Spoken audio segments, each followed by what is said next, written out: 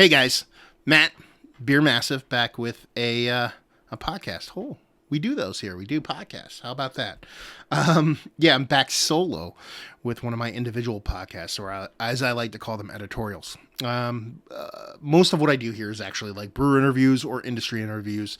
There's some peppering of roundtables and other bits and pieces when it comes to the podcast format. But every now and then I like to drop an editorial.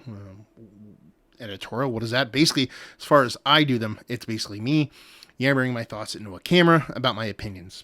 I think that's kind of spot on with the definition, but anyway. Usually these kind of toss around and bip and bobble in my head over several weeks, if not months, until they kind of brew and stew into something that I think is worthy of talking about. And today's subject is actually a two-parter. Kind of be presented as one that in the end, hopefully I tie in semi-coherently. And that is the combination of, as a craft drinker, as a beer fan, as a beer lover, what's the word I'm looking for? The trend of people not knowing the difference between a beer you don't like and a beer that is made badly. Kind of just a brief touch on the lack of education in beer. At least from just an appreciation standpoint. And on the other end of things, it's more of an industry thing from the brewer standpoint of things, which is the difference between a good beer and a beer that you made. And that there is a direct correlation between breweries putting out beer that they perceive as public worthy, even though they might not be, just because they're a small craft brewery, and more so to a greater extent that they carry that independent craft beer label. So first things first, we're going to talk about the craft beer lover side of things. It's been a problem, or I guess it's a common trait with a lot of people. Because for those in the podcast world that don't know, I do a lot of video stuff. I do a lot of beer reviews. I talk about beer. I don't grade them like most people do. I don't go out there and kind of give arbitrary kind of numbers to beer, whether it's 5 out of 5 or 93 out of 100 or a B plus out of an A. I just basically kind of cover beer. I talk about beer, whether I enjoy them, whether I like them, whether they're made badly, or whether they're not made badly. And that's the big distinction that I think has been lost in a lot of craft beer drinkers today. I mean, this comes as no surprise. I've talked about this ad nauseum. The craft beer drinker, as we know it today, especially in 2018, is super young. I would venture to say, and this is a guess, and it's always been a guess, but I think I'm pretty spot on, is that like at least 80% of the beer people in the beer today got into beer over the past 5 or so years, give or take, past several years. Let's put it that way. And that's a great thing. You know what I mean? Beer is a business, as an industry, is booming. I mean, it's crazy the growth that you see in it. And that kind of ties into the second portion of the show, the kind of the independent label discussion we're going to have. It's one of those things where it's growing so fast that a lot of people end up skipping steps and end up not trudging through the various stages of beer growth, whether it be, you know what I mean, going from your kind of tap room, if you're lucky enough to have one by you. Back in the day, most of us weren't, but kind of going through whatever you can get on draft that you thought was fancy at the time. And when I was younger, when I was a kid, you know, it was Guinness and Beck's and you know, Stella Artois and stuff like that. And then kind of growing into your kind of local craft scene, into your kind of American craft scene, and usually kind of dipping into your Belgians and dipping into your kind of European big name, big import beers, and eventually as things grow and as things expand, kind of growing into beer and then getting into different flavors. And kind of along that way, whether you knew it or not, you actually ended up developing not just a appreciation for taste and what you like and what you don't like, which is always evolving and always changing, but end up discovering negative things about beer. And more times than not, through that growth and that discussion, you end up discovering, whether you consciously know it or not, flaws in beer. whether they be, overt negative oxidation to, diacetyl to dimethyl sulfide to 19 other different off flavors, and talk about how beer is made and whether it's actually okay. This is, there are these things wrong with this beer, or this beer is just not made correctly as far as balance goes, or this beer is just not, there's good things about it, but there's these negative things about it because it just wasn't made in a way that it could showcase what it wants to be. And that was always a distinct difference between beers you didn't like.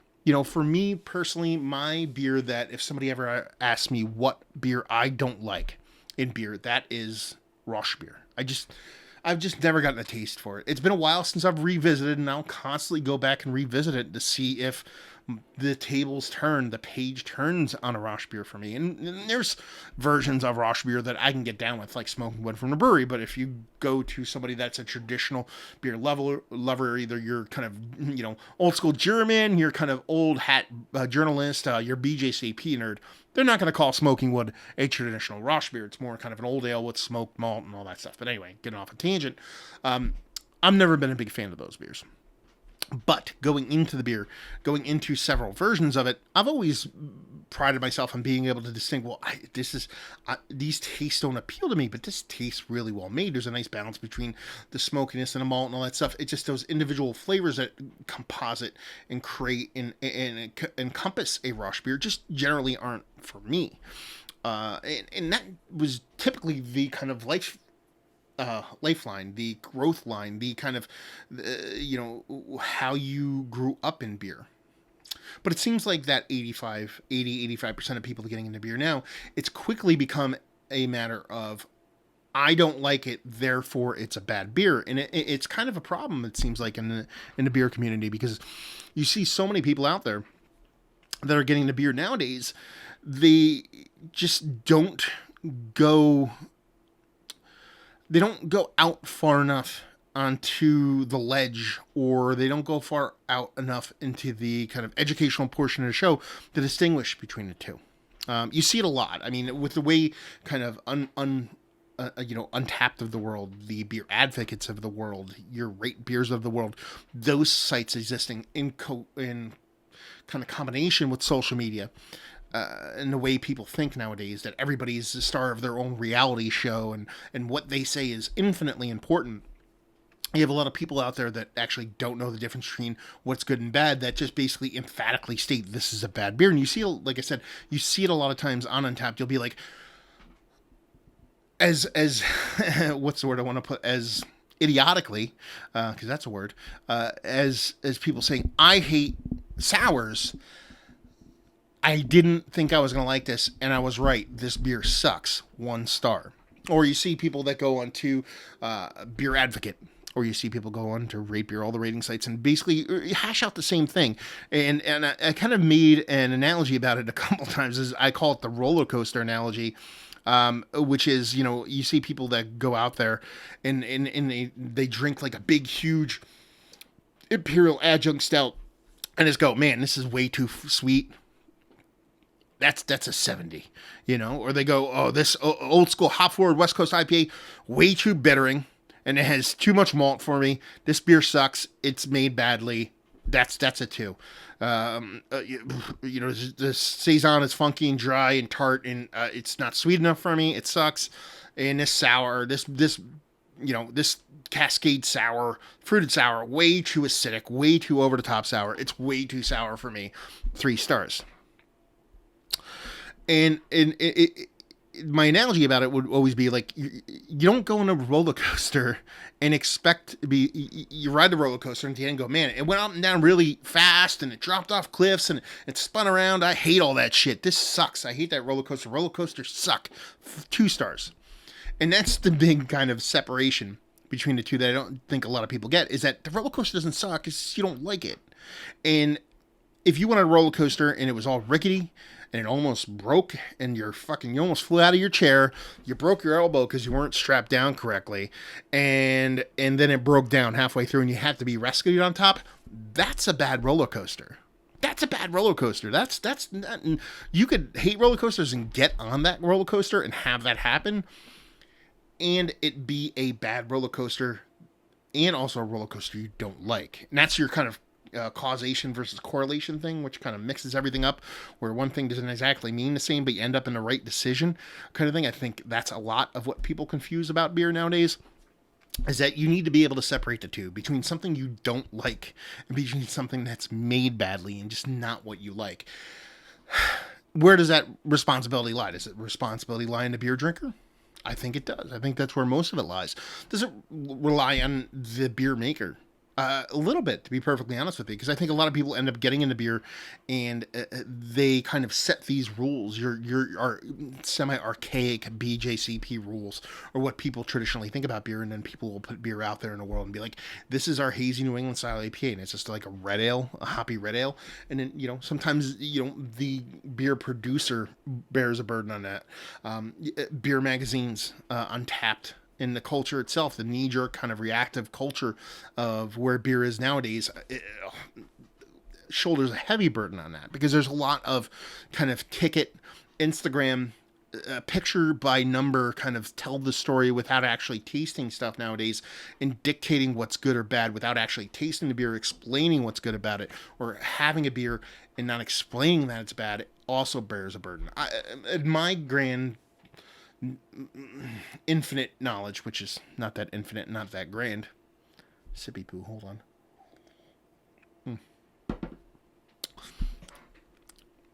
People should know what the fuck they're talking about. You're gonna go into a beer.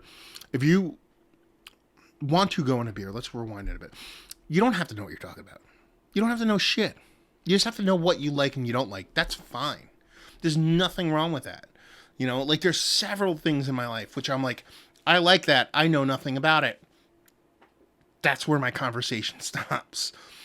The problem starts when you have a lot of people, and this goes into the whole social media portion of the show, where people talk about themselves or talk about beer or be involved in a way that they'd be like, okay, I'm me, and this is your whole endowment effect, to where it's like, I'm me, I like beer, and I'm me, so therefore my words are very important. To where they go into things not knowing shit, not knowing the vocabulary, not having the experience of about talking about things, and then try to validate themselves or validate the point they have in a subject without actually having the basis or the information in order to talk intelligently about it, and to be able to make a point, a correct point, and a lucid argument about what they perceive is either right, wrong, or somewhere in between, or in the middle. A good portion of that is just people just not wanting to give a shit, not wanting to learn things. You have people out there that just love the hazy IPAs. I'm drinking one right now, and this one's absolutely fantastic as far as I'm concerned. I feel I know enough about to say whether it's a bad beer and a beer I like it. I think it's a well-made beer, and I think it's probably a little bit above where I would say it's how well it's made to where I actually enjoy it. There can be beers like the hazy IPAs. They're a big one. There's a lot of negative flaws and a lot of quote unquote traditionally bad kind of methods in these hazy beers, but they're kind of hidden behind a bunch of different things, and who doesn't like fucking butter? So people dig on those things and they say, amazing beer, this is fantastic. Whereas conversely, any other end of things, still drink a beer, maybe even by the same brewery, that'll be a small little tiny Pilsner that has a soft bittering to it, not much else, a little bit of salt, sweet malt. Classic to a team is fantastic, and it sucks because it's not hitting them in the face with hops, and that beer ends up being shitty. To have that person not enjoy the well-made beer, but enjoy the flawed beer, there is nothing wrong with that in the grand scheme of things. Like I said, it's when the person gets on their horse, gets on their soapbox, and actually talks about this beer sucks because of X, Y, and Z, but it's all your subjective point of view. That's the biggest problem I see. And this comes a lot, as I talked about earlier, which I was going to lead into, but it took me like 20 minutes to get there in only 10 minutes of audio filming. Anyway, as I see it a lot in my reviews when I actually post stuff online, it's been like getting exponentially more apparent, is that I'll talk about a beer in a glowing sense. And since I cover a lot of beers that aren't like super hip or super popular, believe me, I cover a lot of those, because a lot of the beers I cover are sent not by breweries, but by fans and people that actually want me to just cover beers. And I'll talk about those super popular like pseudo whales, but I'll also kind of crack a bunch of kind of shelfies and like local stuff and stuff that's readily available. And people will constantly just talk about how negative it is. I don't like this. This beer sucks. This, that, and the other thing. It just weighs on you over time. It's one of those things where you just want people to actually sit down and actually put in a little bit of effort. Again, you don't have to put in any effort if you don't want to, if you're not going to talk on the other end of things. If you're going to sit there and actually talk, try to have a conversation about why things are the way they are. It doesn't have to be about beer. It could be about anything you want to be passionate about, whether it be politics or music or art or fucking farts. I don't care what it is. Put some effort into it. You know what I mean? Like, sit there, learn the ins and outs of at least the basics of beer, the negativeness of beer, whether it be what the negative traits of a beer are, why they're like that, possible reasons for why they ended up that way, and bring some constructive criticism to the game other than it sucks or it doesn't suck. Because in the grand scheme of things, you're not helping anything other than perceivably you're helping yourself. You feel like you're actually propping yourself up on some kind of weird mantle pedestal that you feel like, okay, now I've got some cred points from the people in the beer world in my Facebook group or Reddit feed or wherever you kind of spout your beerisms at. You're not helping anything out there. You know what I mean? In the grand scheme of things. But if you actually sit there and talk about beer in a thoughtful way, you'd be surprised like how receptive not just other people that are into beer that are really passionate about it are, but brewers are. You know what I mean? Like, it's one of those things where if you know enough to be more than dangerous, but actually like lucid to where, sure, you know, I'm not going to say all the stuff that tumbles out of my mouth is absolutely 100% correct. And I am an authority in anything other than me being infinitely confident about what I say, because that's just how I'm born. But I know enough to where I feel like, you know, it is what it is. But, you know, when I say certain things about breweries, if they come off in a negative light, I never get negative blowback from breweries. Very rarely. A couple have, you know, not said anything, but you can tell they're just kind of keeping their distance, and that's totally fine. More times than not, the brewery actually reaches out, and they're very receptive to the things that I have to say. And I've heard it from other people too. It's not just me. People that are very, you know, passionate about being in this super hobby, I guess you'd put it. If you not only dig the thing that you're in, but put the time and effort into knowing the thing that you're in, the people that create the thing that you're in, if you're not one of the creators, will still be receptive to what you have to say. And if you're talking about things being shit or fire, as the kids say, that's what they say nowadays, right?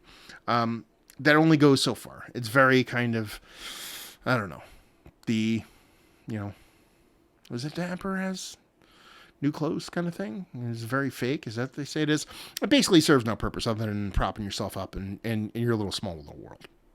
So, you know, if you're going to go as far as to scream at the mountaintop, yell and scream about how this beer sucks, especially when someone like myself, and that's how you have to view it from where I'm sitting, is that I see people yelling at me going, what, you're an idiot.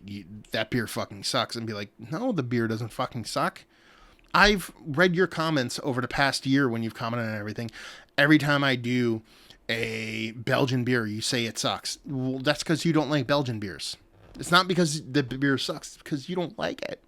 There's a difference. You need to know the difference. That's my first part of the rant.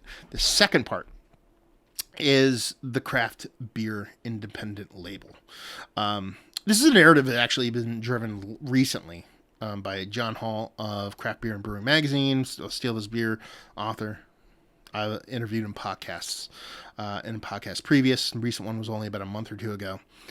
He's been driving this narrative lately, and it's not singular to him. That's the whole reason why I'm going to bring it up as my own conversation, because I've actually been cultivating my theory about it since its inception. If you actually go back and watch a lot of my videos, whenever I pull out a beer that has the independent craft label on it, you actually see me go, oh, I have a theory about this. I'm cultivating it. I'll get back to you. I literally said it probably in about 20 videos. And I'm getting to the point where it's pretty apparent what's going on. The independent craft label is it's cyclical. You know, macro existed back in the day. If you want to talk about macro beers, there's a lot of books that kind of cover it. I mean, one of the more recent books about covering micro versus craft beer, I believe, was Have a Stout. No, what was that? That Goose Island book that Noel wrote. Anyway, there was a microbrew.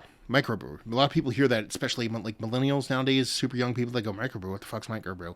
It's kind of like saying like pound sign on a phone, or like, no, it's a hashtag, and be like, okay, well, excuse me, microbrew went to craft brew. You know what I mean? That microbrew ended up being like kind of like a shit term that was dropped by craft brewing in general, because it just made them seem small.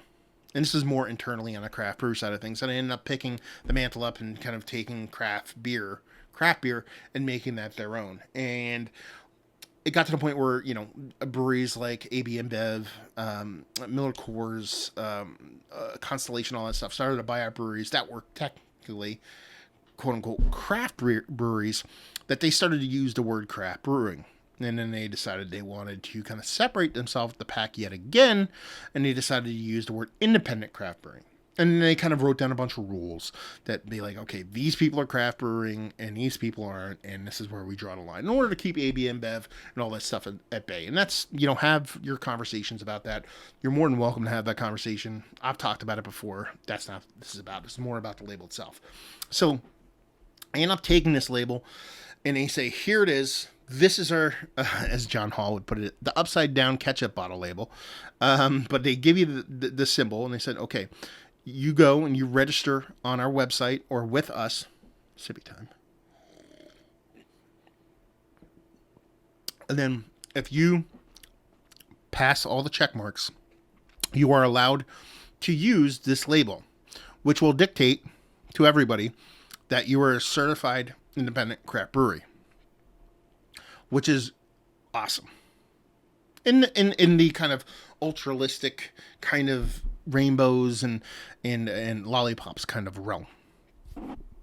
The problem with that is, and I've been thinking about a way to kind of explain this without pissing off too many people, because I have an analogy I want to use, but I know it's just going to piss some people off. But it is what it is. So, again, I'm using this as an analogy, and people who I think will get pissed off by it, I think if they secretly in the back of their heads know I'm making a good point here. The independent craft brewing label ends up coming off a lot like unions. In that, I'm not trying to besmirch a union. My dad was in one for forever until he retired. I'm not kind of shit on unions. I'm saying unions have a kind of structure to them. And that unions have a structure to where, there's a core protection of the whole entity. That's the whole point of the union. So the business can't come down and crush and destroy and do whatever to the people that are actually belong to a union. That's very, very basic outline of what it is. I'm not getting into debate of actually what unions are about. I can't stress it enough. I'm just using an analogy. So if that pisses you off, please don't rate me. So rate somebody else.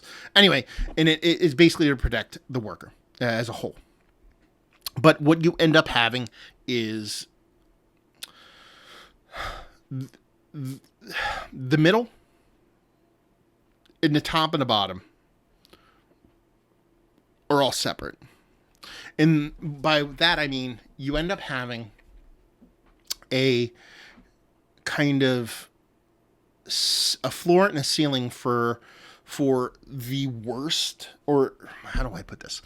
You have a floor and a ceiling for what can happen on both ends of the spectrum when it comes to the things that can happen, which can be brilliance, growth, and have growth kind of keep going, or have something drop out the bottom.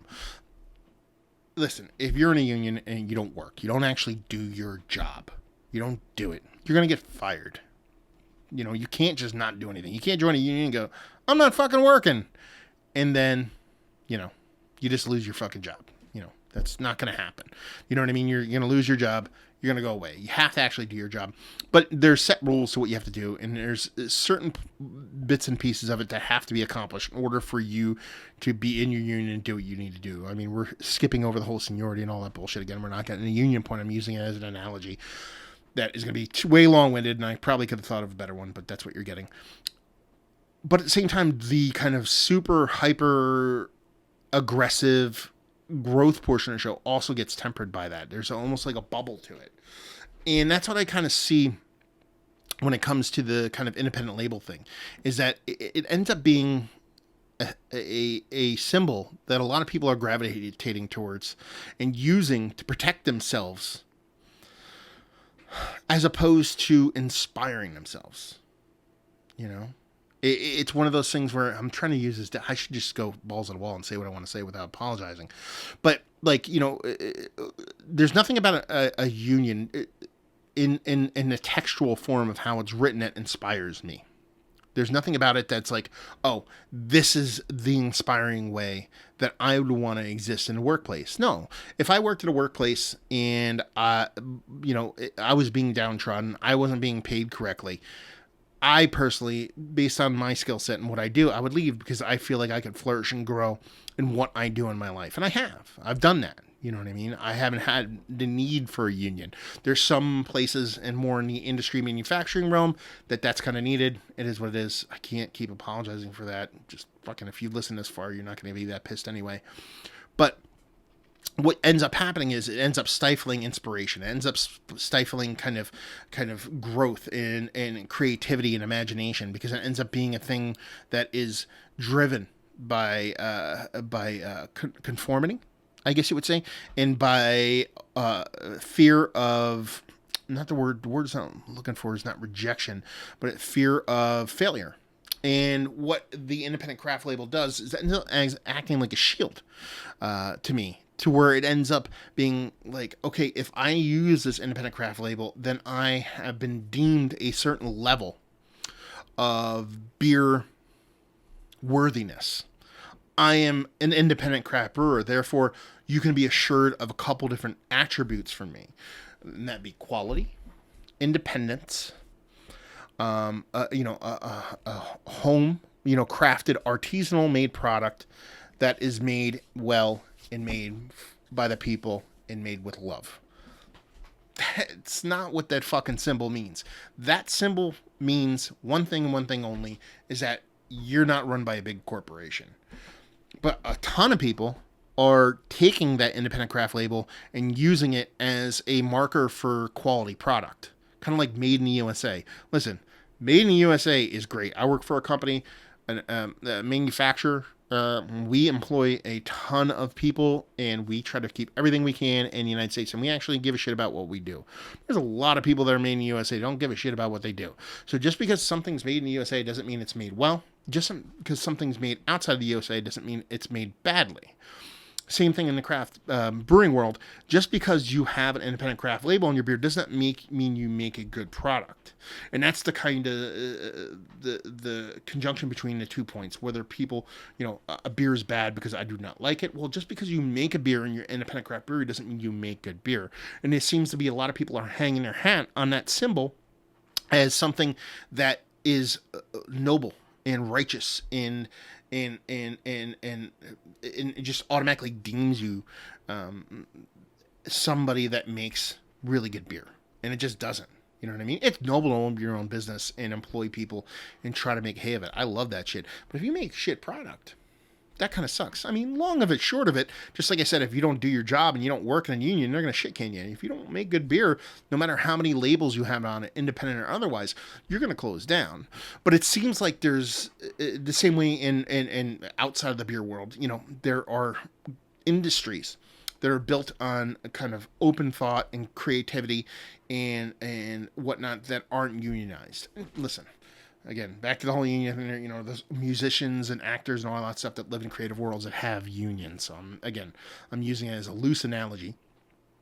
But the same way you have like brewers, and this is where my kind of connection to it, the point or the angle or the thought process by the independent label that I originally kind of came up with, is that when the independent label originally came out, I noticed something specific, is that more coveted small boutique breweries have not touched the label at all. You know, you could look at, I mean, I can name a bunch of them, but, you know, the upper echelon one, whether it be the Treehouses of the world, to Trilliums, to, you know, Cellar Maker, to Rare Barrel, to all those, a bunch of those breweries have not gone 1 inch towards that label. They have shooed it. They have not chosen to use it. They decided not to use it. Whereas you have a lot of either smaller breweries in the same capacity as those breweries, or more specifically, some of the bigger breweries that aren't as big as, say, the Sam Adams of the world. I don't know if these people use it, so if they do, the Sam Adams of the world, Founders of the world, there's one of the ones, a lot of the ones that are trying to get to that level have grasped onto that label and are trying to use that label as a marketing term to dictate to the public that they're making a quality product that isn't produced by the man. Now, they might say, oh, we're not thinking that, we're not saying that with the label, we're just saying we're independent. I don't see it that way. I see a lot of people actually using the independent craft label as a marker of them doing a quality product, as opposed to just saying they're independent. Because 99% of the time, the craft beer drinker, the upper kind of nth degree one, is already going to know half that stuff, whether they're independent or not. It's more that kind of middle of the road person, which I actually don't know that they give a shit. You know, the further down you go in the pecking order as far as your fandom of beer, the less you're going to know about beer. But I also say, conversely, the less you're going to give a shit about where it kind of comes from. You know, and what people usually are looking for is something that is well priced and that tastes well. And I think that independent logo is being marketed as something as a quality assurance seal, as opposed to a, hey, we don't take money from big corporation seal. So it's one of those things where it's like, just because you throw that seal on your beer, and just because you're trumpeting that trumpet and saying you're living in that world of independent craft brewing, does not mean you make good beer. It does not. You still have to put a good product on the table, and it just seems like a lot of different breweries, at least from where I sit and what I've seen from, heard people talk about, to the marketing portion of the show, to how the label's been used since its inception. It seems like that's the case. Listen,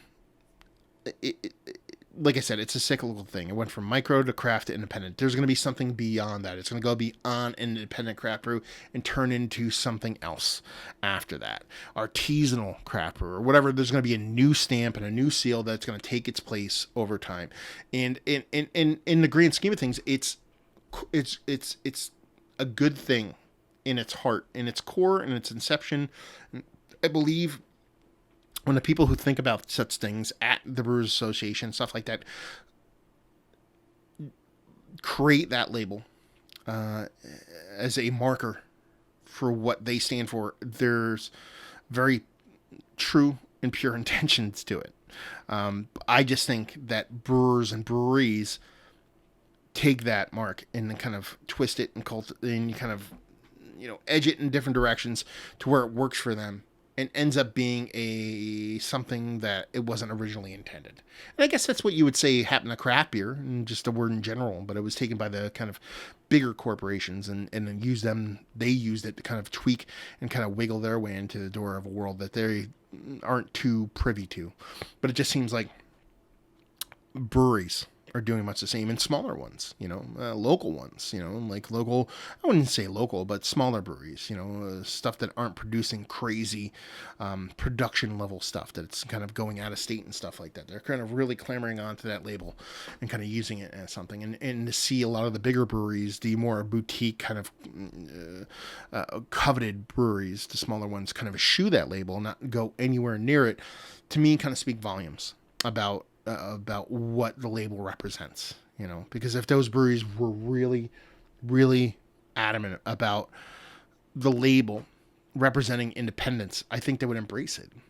But they're not. I think they embrace independence. I think all these small breweries that do these, beers, whether they be super popular ones, whatnot, really have a centralized ideal on where they want to be and what they want to do. I just feel like the environment, the market is so flooded with so many breweries right now that everybody's trying to looking for an advantage, whether they be at the top or the bottom.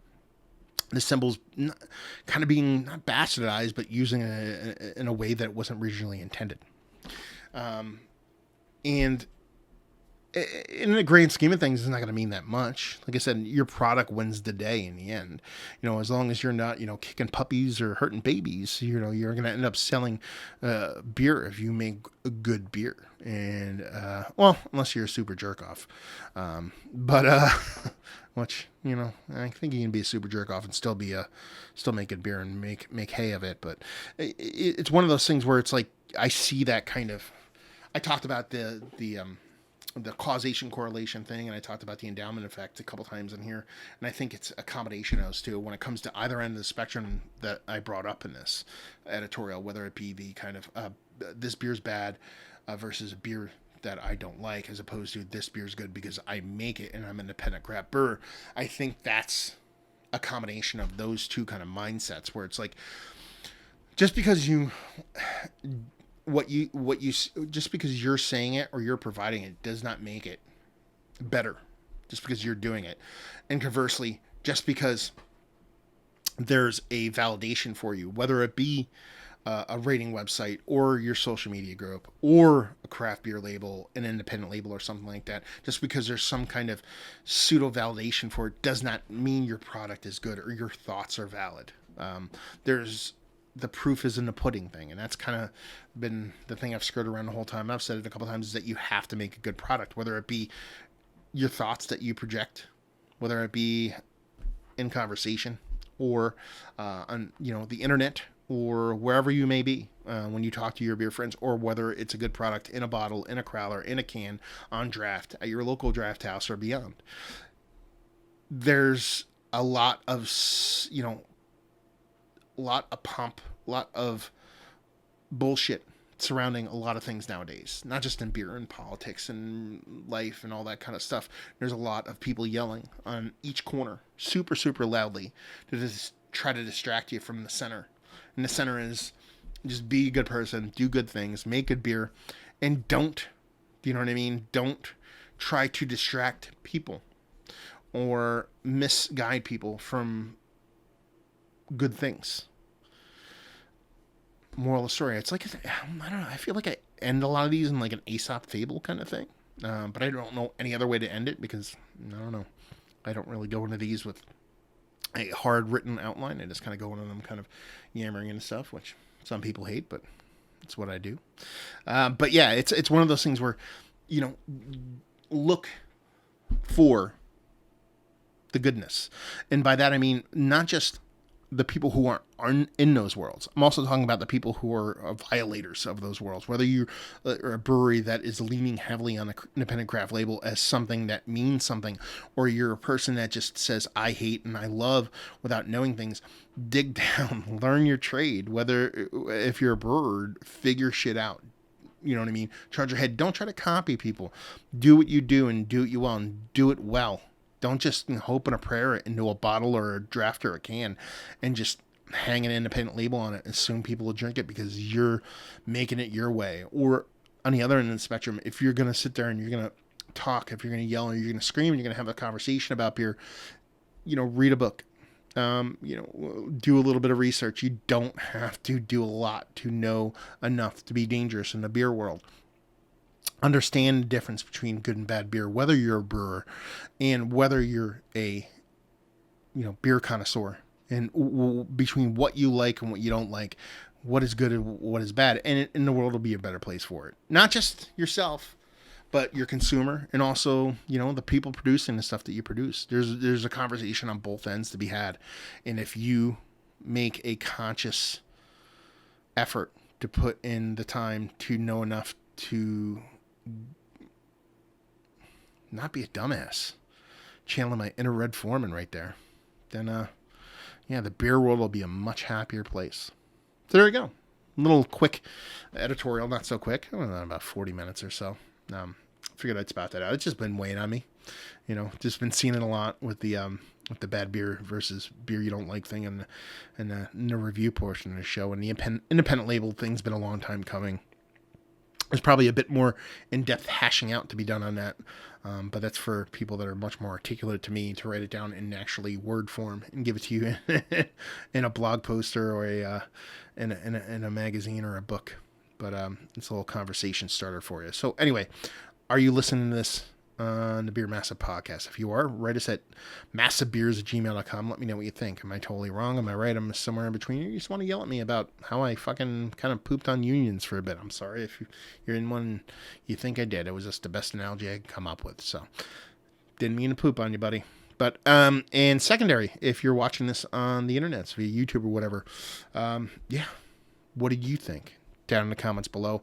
Let us know what you think about the conversation, how you feel about people knowing the difference between good or bad beer. It doesn't matter. Like I said, it doesn't really matter if you're not going to have an in-depth conversation about beer being shit or not.